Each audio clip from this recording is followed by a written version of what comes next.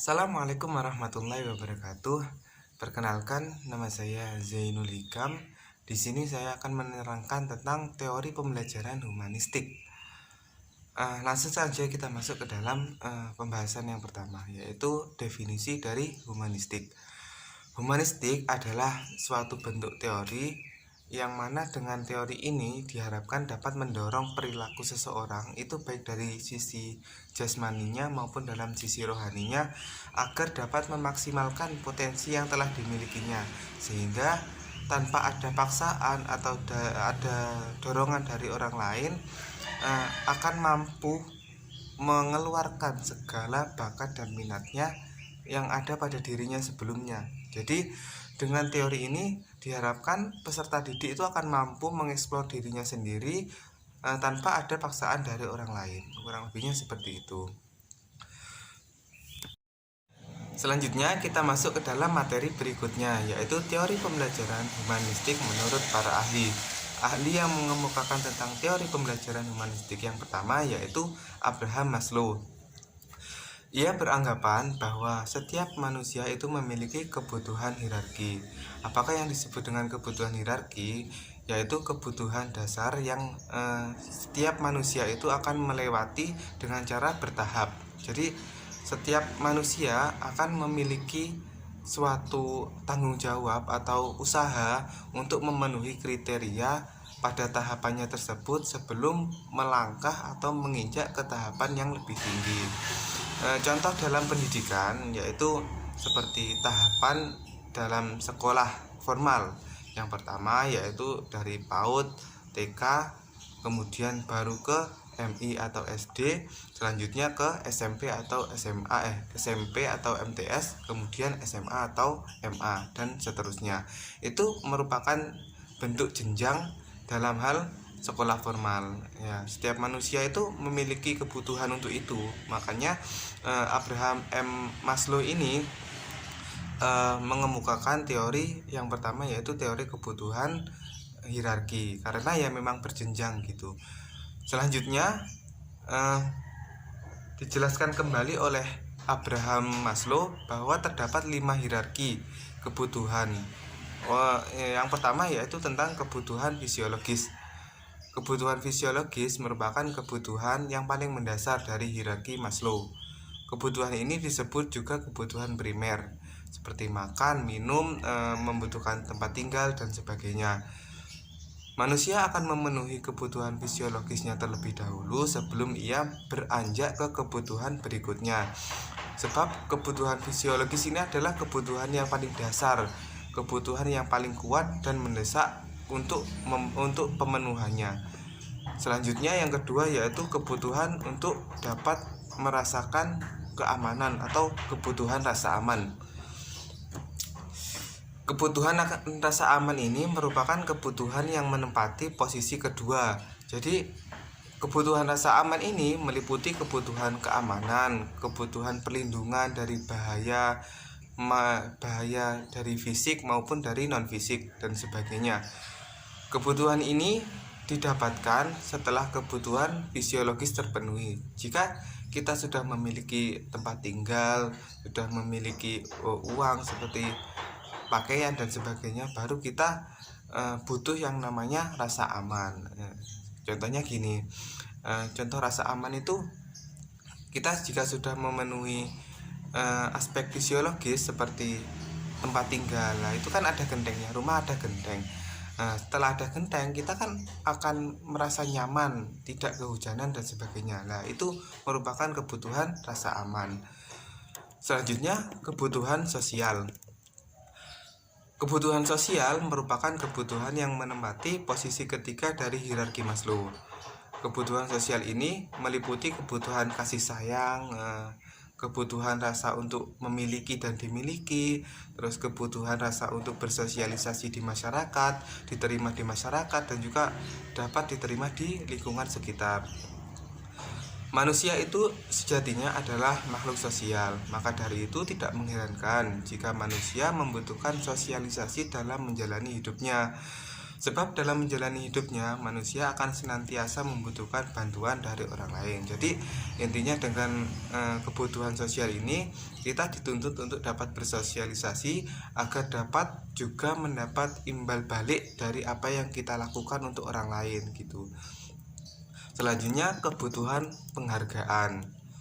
Kebutuhan penghargaan merupakan kebutuhan yang menempati posisi keempat dari hierarki Maslow. Dalam buku Perilaku Organisasi karya Timotius Duha dijelaskan bahwa kebutuhan penghargaan itu meliputi faktor-faktor internal seperti harga diri, otonomi, dan presentasi, dan juga suatu bentuk prestasi serta faktor-faktor eksternal seperti status, pengakuan, dan juga perhatian. Kebutuhan penghargaan atau disebut juga kebutuhan harga diri ini merupakan hak untuk memperoleh dan kewajiban untuk meraih atau mempertahankan pengakuan dari orang lain. Jadi dalam bersosialisasi, dalam bermasyarakat, kita itu juga butuh yang namanya penghargaan. Selain kita butuh, kita juga wajib melakukan sesuatu yang menimbulkan atau memicu suatu penghargaan. Itu akan sangat mendorong semangat dalam diri kita untuk berusaha yang lebih baik. Nah, pengakuan akan diperoleh seseorang apabila telah sukses dalam memenuhi kebutuhan sosialnya. Benar. Jadi sosial terlebih dahulu itu terpenuhi, maka akan timbul rasa percaya diri dalam diri kita, sehingga kita akan tertestimoni atau terstimulan oleh kepercayaan diri kita untuk mengembangkan apa yang telah ada pada diri kita. Selanjutnya yaitu kebutuhan aktualisasi diri. Kebutuhan aktualisasi diri ini merupakan kebutuhan yang menempati posisi tertinggi dalam hierarki Maslow. Mengapa? Karena dalam kebutuhan aktualisasi diri ini mencakup kebutuhan yang mengembangkan potensi yang ada pada diri kita, kebutuhan untuk meningkatkan kemampuan diri, meningkatkan soft skill, atau meningkatkan kebutuhan untuk menjadi orang yang lebih baik. Kebutuhan ini umumnya jarang dipenuhi oleh seseorang. Sebagian besar orang-orang hanya terfokus pada kebutuhan fisik, kebutuhan rasa aman, kebutuhan sosial, dan juga harga diri. Namun tidak banyak yang menyadari bahwa kebutuhan ini biasanya hanya dipenuhi oleh orang-orang yang ingin menaklukkan kemampuan dirinya, orang-orang yang berani untuk menerima tantangan dari pihak eksternal. Jadi tidak semuanya orang itu merasakan atau memikirkan hal ini. Teori pembelajaran humanistik menurut ahli yang kedua yaitu menurut Rogers. Rogers berpendapat bahwa dengan teori humanistik ini akan lebih banyak harapan dan juga rasa optimisme tentang manusia, karena pada dasarnya sifat asli manusia itu memiliki potensi-potensi yang sehat dan juga skill yang mudah untuk diajak maju. Dasar teori ini sesuai dengan pengertian bahwa manusia atau humanisme ini, teori humanisme ini adalah sebuah bentuk pendoktrinan, sebuah bentuk konsep, sebuah bentuk teori yang mengajarkan manusia bagaimana cara memandang hidup, cara mengelola kehidupan dengan baik untuk dapat merealisasikan dan juga mengaktualisasikan dirinya agar lebih berkembang, sehingga kualitas sumber daya manusia ini akan lebih maju seiring dengan rasa peduli, rasa ingin tahu masing-masing individu tersebut. Nah, di sini Rogers dalam bukunya Freedom to Learn menunjukkan sejumlah prinsip-prinsip dasar humanistik yang penting. Di antaranya yang pertama yaitu manusia itu mempunyai kemampuan belajar secara alami. Nah, pada sifat dasar manusia ini kan memiliki rasa jiwa ingin tahu yang lebih besar. Jadi saat kita masih kecil ataupun sudah dewasa, kita itu memiliki sifat asli dari lahiriah yaitu rasa ingin tahu. Kalau orang biasanya itu menamakan dengan kepo kalau orang dewasa gitu ya. Kalau anak kecil ya mungkin emang butuh pengetahuan yang lebih gitu. Jadi anak kecil kan pada dasarnya tidak tahu, kemudian dengan bertanya maka ia akan mengetahui apa yang tidak diketahuinya. Kalau orang dewasa kebanyakan tanya, itu namanya kan bukan rasa ingin tahu, itu rasa kurang ajar itu kan ya. Jadi selanjutnya yang kedua yaitu belajar yang signifikan terjadi apabila materi pelajaran dirasakan oleh murid. Murid ini akan mempunyai relevansi dengan maksud-maksudnya sendiri. Jadi dengan tahapan dan juga konsep yang tertata dengan baik, maka murid itu akan memiliki jiwa tergugah, bergairah untuk menemukan hal-hal yang tidak diketahuinya gitu. Selanjutnya yaitu belajar yang menyangkut perubahan di dalam persepsi mengenai dirinya sendiri dianggap mengancam dan cenderung untuk ditolaknya. Jadi dengan belajar kita akan tahu bahwa jika ada sesuatu yang tidak serak dengan kita atau tidak menurut kita tidak baik untuk kita, maka kita akan memiliki jiwa atau semacam alam bawah sadar kita untuk menolaknya. Jadi hati kecil itu akan menolak apabila ini menurut kita itu tidak baik. Jadi seperti itu. Dalam konteks tersebut, Rogers menyatakan ada 5 hal yang penting dalam proses belajar humanistik. Yang pertama yaitu hasrat untuk belajar.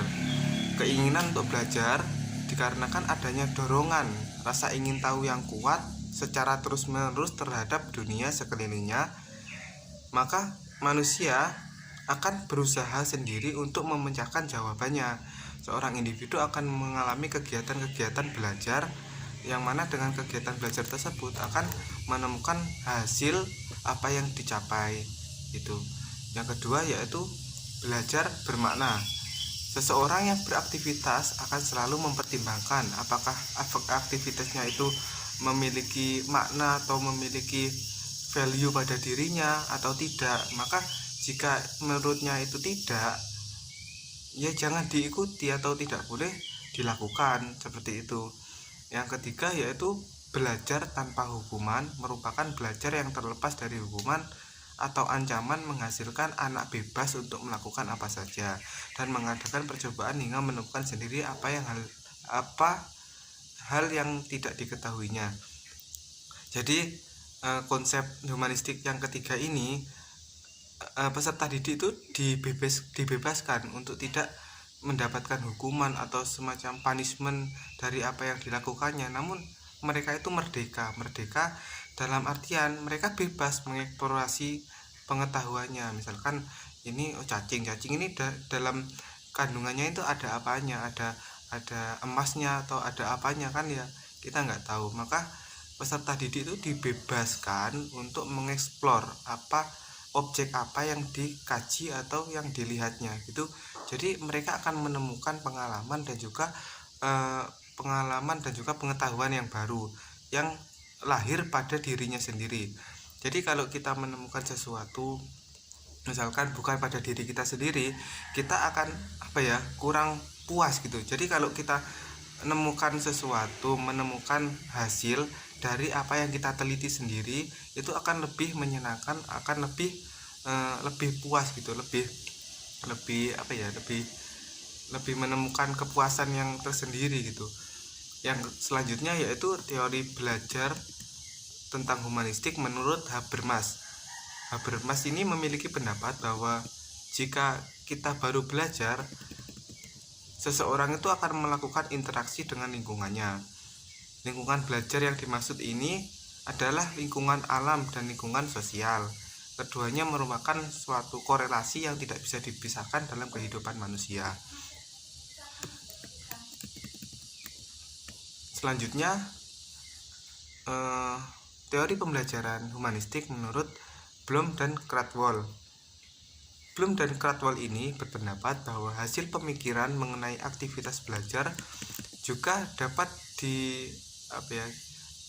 dinyatakan bahwa individu itu perlu menguasai suatu hal setelah belajar melalui peristiwa-peristiwa dalam pembelajarannya. Jadi berorientasi pada tujuan belajar. Bloom dan Cradwell ini mengklasifikasikan beberapa tujuan belajar. Yang pertama yaitu domain kognitif. Domain kognitif ini ya menyangkut tentang pemahaman, pengingatan, dan juga analisis pemikiran tentang konsep-konsep atau tentang teori-teori yang dipelajari. Nah, yang kedua ini domain psikomotorik. Pada domain ini ada beberapa bagian yang merupakan rangkaian dari psikomotorik, antara lain menirukan gerakan. Nah, menirukan gerakan, misalkan gurunya itu senang menabuk pintu atau memukul temannya atau memukul guru yang lainnya, maka siswa atau peserta didik akan otomatis meniru tingkah laku yang diajarkan apa yang dilakukan oleh gurunya itu. Yang ketiga, domain afektif. Pada akhirnya Bloom dan Cradwell ini meruncingkan pemikirannya bahwa hasil belajar pada domain sebelumnya dapat dipraktikkan pada domain afektif yang terdiri dari pengenalan. Yaitu pengenalan itu terdiri dari sadar dan dan peduli akan adanya sesuatu. Yang kedua yaitu setelah pengenalan itu ada respon. Nah, respon ini bentuk komunikasi atau partisipasi. Jadi setelah kita sadar, kita akan berpartisipasi di dalamnya. Yang ketiga yaitu penghargaan. Setelah berpartisipasi, kita kemungkinan besar akan menerima nilai atau penghargaan dari orang lain ataupun bahkan dari diri kita sendiri. Merasa puas itu sebuah penghargaan. Itu mengorganisasikan. Yang terakhir yaitu menggabungkan nilai yang diterima dan dipercaya. Jadi menggabungkan semua unsur itu, pengenalan, respon, penghargaan, dan juga komunikasi dan sebagainya itu digabungkan sehingga menjadi sebuah nilai sebagai cara atau konsep dan juga teori dalam belajar.